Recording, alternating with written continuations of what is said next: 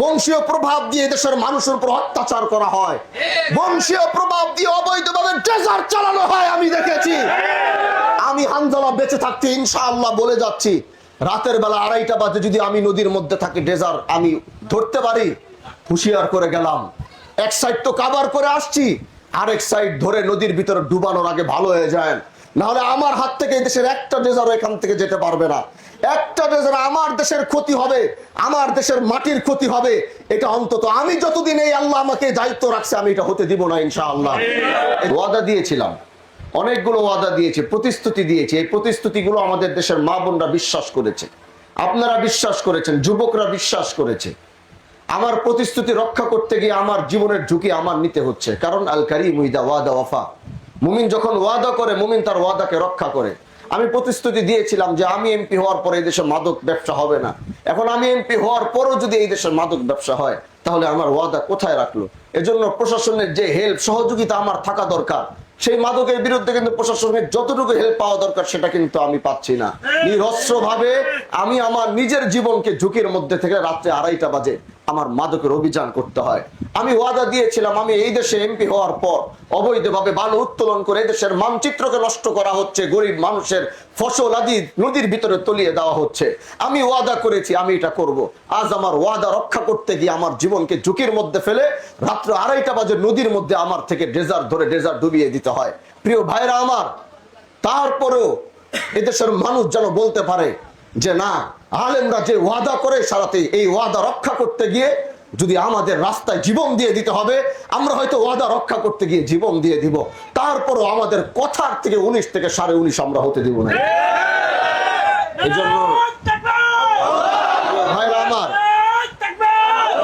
ভাইরা আমার, এজন্য আমরা দরদ নিয়ে এসেছি, আমরা আপনার প্রাপ্য আপনাকে বুঝাতে এসেছি। আমরা দায়িত্ব নিয়েছি ভাই, আমরা দায়িত্ব নিয়ে, দায়িত্ব বুঝতে হলে 6 মাস সময় লাগে, এখন 3 মাস শেষ হয়ে 4 মাসে রানিং। কোথায় কে কিভাবে আপনার এই চাল বিতরণ করছে, এলাকার ভিতরে সচিবরা থাকে, প্যানেল চেয়ারম্যানরা আছে, মেম্বাররা আছে, প্রত্যেকবার বছরের পর বছর 17 বছর 16 বছরের এক জিনজাল আধিপত্য নিয়ে নিজের ভোট পাওয়ার জন্য নিজের বাবা খালু চাচাদেরকে কার্ড দিয়ে চাল দিয়ে, যে বেটা কোনোদিন পানিতে নামতে পারে না তাকে জাউলা কার্ড দেওয়া হয়, যে কোনোদিন ভাবে যার 2টা ছেলে ইটালিতে থাকে তাকে 10 কেজি চাল দেওয়া হয়, অথচ যার 10 কেজি চাল কেনার সামর্থ্য নাই সে আজও না খেয়ে পড়ে আছে। আমরা এমপি হয়েছি তাদের হক তাদেরকে বুঝিয়ে দেওয়ার জন্য। এজন্য প্রিয় ভাইরা আমার, সময় দেন, সবকিছু নোট করতেছি কোথায় কি চলছে, কোন সচিব কি করছে, কোন প্যানেল চেয়ারম্যান কি করছে, কোন মেম্বার কি করছে, এই দেশের কোথায় রাতের আধারে কে মাদক ব্যবসা করছে, কে নারীবাজি করছে, কে মেয়ে ব্যবসা করছে, সব নোট আমার কাছে ফাইল জমা হচ্ছে। এই জন্য রাতের বেলা আমি নিজে আমার সদস্য, আমার ফোর্স বাহিনী নিয়ে পুলিশকে আমার সাথে রেখে রাতের বেলা দেখেছেন কেজিতে কেজি গাঁজা উদ্ধার করছি, ইয়াবা উদ্ধার করছি।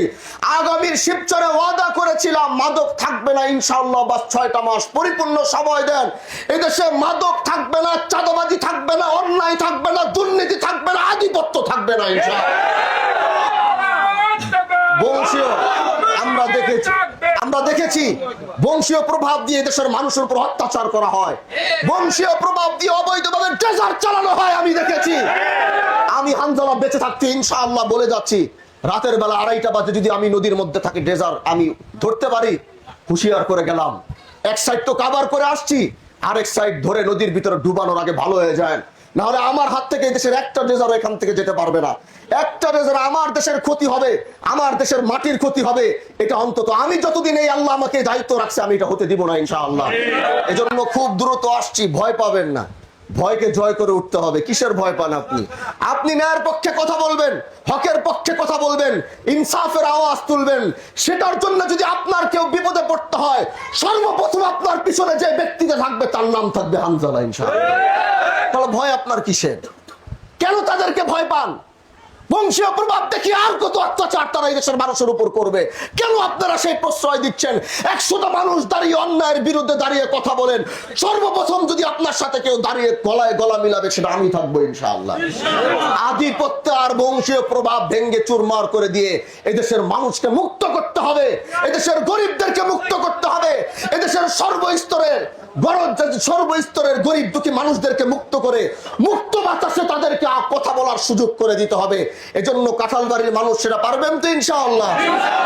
বলেন আপনারা সেটা পারবেন তো ইনশাআল্লাহ?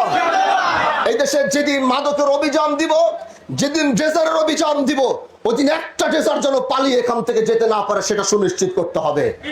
পারবেন তো ইনশাআল্লাহ?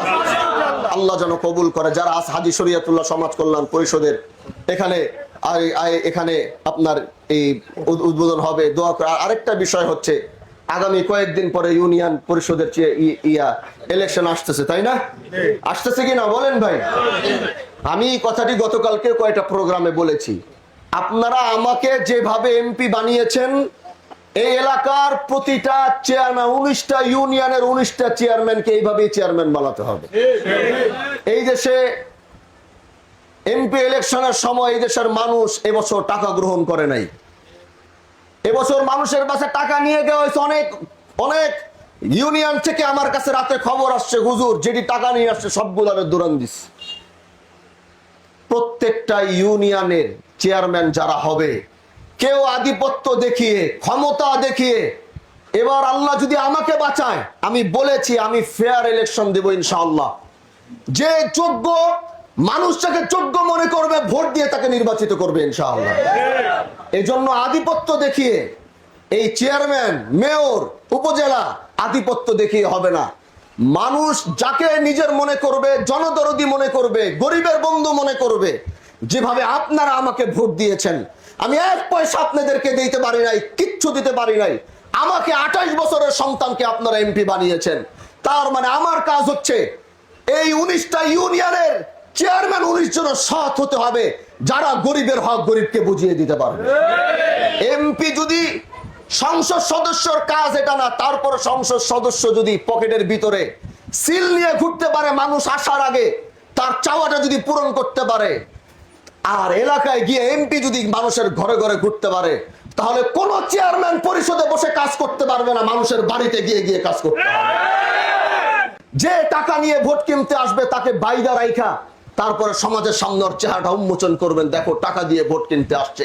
কারণ যে টাকা দিয়ে ভোট কিনতে আসবে সে কোনোদিন জনগণের দরদ নিয়ে আসে নাই। টাকা দিয়ে ভোট কিনা মানে তার কাছে টাকা আছে, এখন শুধু পাওয়ার লাগবে, পাওয়ারটা টাকা দিয়ে সে কিনে নিচ্ছে।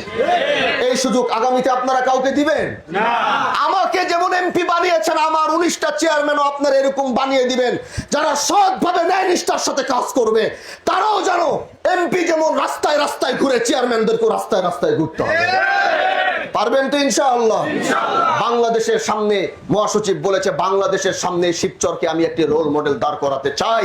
ইনশাআল্লাহ এটা সম্ভব। বাংলাদেশের প্রথম একটা থানা ঘোষণা হবে, যেই থানার ভিতরে কোনো মাদক নাই, চাঁদাবাজি নাই, অন্যায় নাই, জুলুম নাই, চুরি নাই, ডাকাতি নাই। এটা আমাকে একটু সহযোগিতা করেন, গোটা বাংলাদেশের সামনে শিবচরকে ঘোষণা দিব যে শিবচর মাদক মুক্ত হয়েছে, অন্যায় মুক্ত, জুলুম মুক্ত হয়েছে। শুধু আপনাদের সহযোগিতা প্রয়োজন। করবেন তো ইনশাআল্লাহ?